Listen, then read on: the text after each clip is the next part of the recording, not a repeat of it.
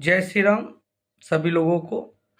2025 start होते ही वामपंथी विचारधारा के लोग, डीप स्टेट के विचारधारा के लोग और इकोसिस्टम आंदोलन जीवी, ये सब लोगों के लिए तकलीफ लेके आई है। अमेरिका की सत्ता का चेंज होना, ट्रम्प का बैठना, वहाँ के जो डीप स्टेट के लोग थे, वो डीप स्टेट के लोग भारत की जो सत्ता थी उसे हिलाने की ख्वाब रखते थे। जॉर्ज सोरोस जैसा व्यक्ति कई बार बोल चुका है कि मैं इतने लाखों करोड़ रुपए भारत की सत्ता को बदलने के लिए रखा हूं, और वो पैसे का इस्तेमाल यहाँ के बैठे इकोसिस्टम, हिंदुस्तान में जो वामपंथी है इकोसिस्टम है, वो उस पैसे का इस्तेमाल करके यहाँ पे भारत में एक अजीब गरीब मुद्दों को उठाकर भारत में हमेशा एक विद्रोह जैसी वो लोग षड्यंत्र रचते थे।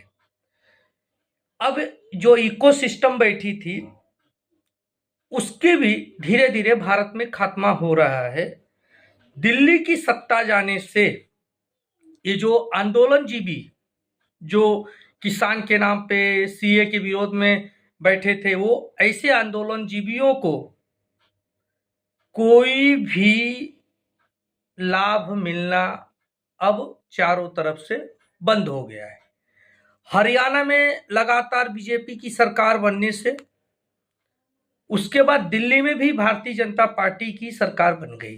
अब इन आंदोलन जीवियों को और जो इकोसिस्टम वाले थे उनके लिए एक दुख का दिन चालू हो गया। आंदोलन जीवी जिस तरह से मोदी सरकार को बदनाम करने के लिए कार्य करती थी, अब उनको तगड़ा झटका मिलने वाला है। अरविंद केजरीवाल का दिल्ली के सत्ता से हटना उनको विधानसभा में भी दिल्ली की जनता पहुंचाने के लायक नहीं समझी।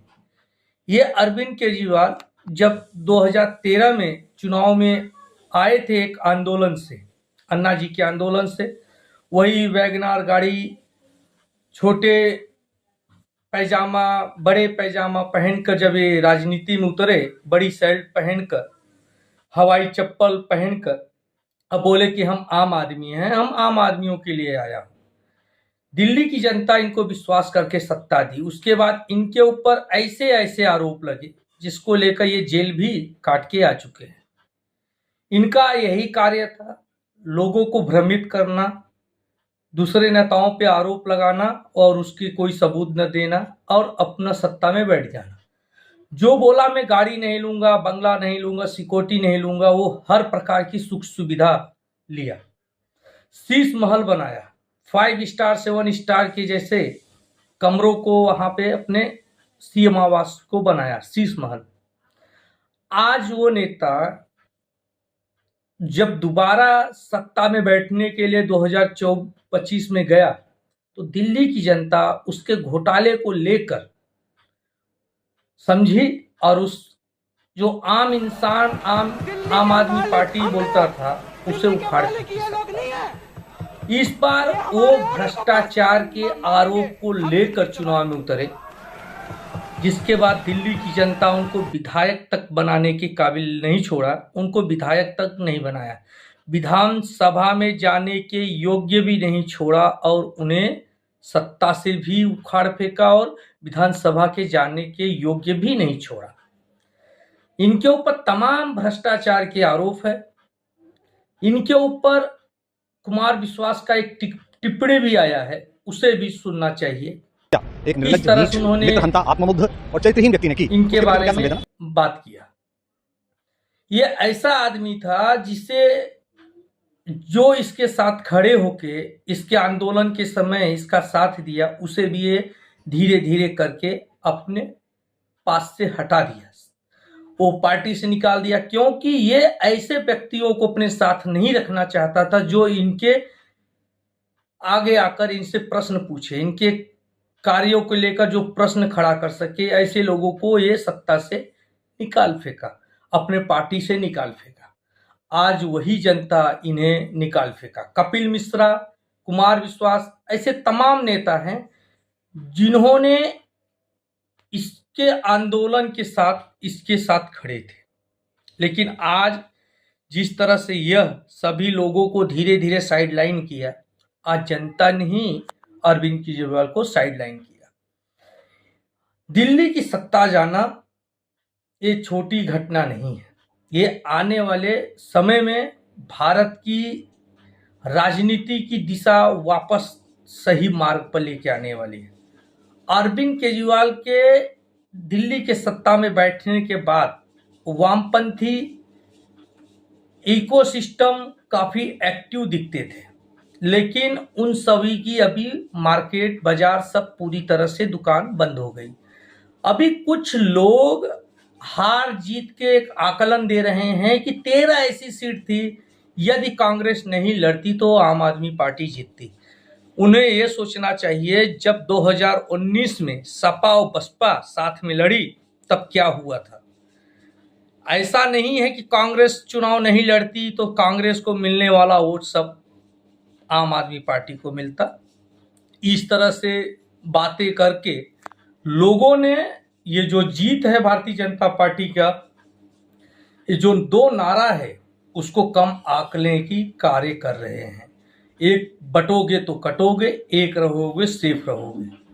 ये 2 नारों के कारण ही दिल्ली हो, हरियाणा हो, महाराष्ट्र हो, जम्मू हो, ये जो सारी सीटें भारतीय जनता पार्टी पाई है, ये 2 नारों के ही कारण मिली है। एक रहोगे सेफ रहोगे, कटोगे तो भटोगे। यह जो नारा है, यह एक नारा एक आंदोलन की तरह है। यह नारा एक ऐसी नारा है जो लोगों को एक एकत्रित करने का कार्य कर रहा है। और रही बात, ये जो मीडिया है, वामपंथी लोग, ये केवल इस नारे को कमजोर बताने के लिए इस तरह के षड्यंत्र कर रहे हैं। ये देखना चाहिए 2024 में जो ये विपक्षी लोग भारतीय जनता पार्टी के खिलाफ एक तरह की अफवाह उड़ाए कि ये भारतीय जनता पार्टी, मोदी सरकार संविधान बदल देगी, संविधान को खत्म कर देगा। जो ये राहुल गांधी एक संविधान का पुस्तक लेके अपने जेब में घूमते थे, उसका नाम देकर, संविधान का नाम देकर हिंदुओं को बांटा, हिंदुओं में डर पैदा किया, जातीय राजनीति को बढ़ावा दिया, जिसके कारण 2024 के लोकसभा चुनाव में भारतीय जनता पार्टी को लॉस हुआ। वहां पे हिंदू बटे, वहां पे हिंदू बटने के कारण भारतीय जनता पार्टी की सीट कम आई।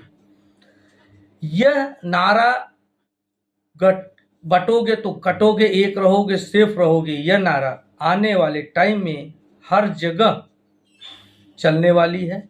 और एकत्रित होके सभी जो लोग हैं वो सभी विकास के साथ जुड़ रहे हैं, राष्ट्र के साथ जुड़ रहे हैं। जातीय राजनीति, संविधान का डर देकर जो ये विपक्षी पार्टी 2024 में कामयाब हो गए थे, वह कामयाबी उनको महाराष्ट्र के चुनाव, हरियाणा के चुनाव, दिल्ली के चुनाव, जम्मू के चुनाव में नहीं मिला, जिसके कारण ये लोग अभी पूरी तरह से इनकी एक अंदर से डर इनको अंदर हो गई है आने वाले 2029 के चुनाव के लेकर।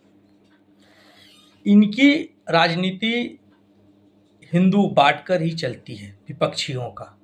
ये फूट डालो राज करने की जो इनकी राजनीति थी वो खत्म हुआ ये 2 नारों के कारण।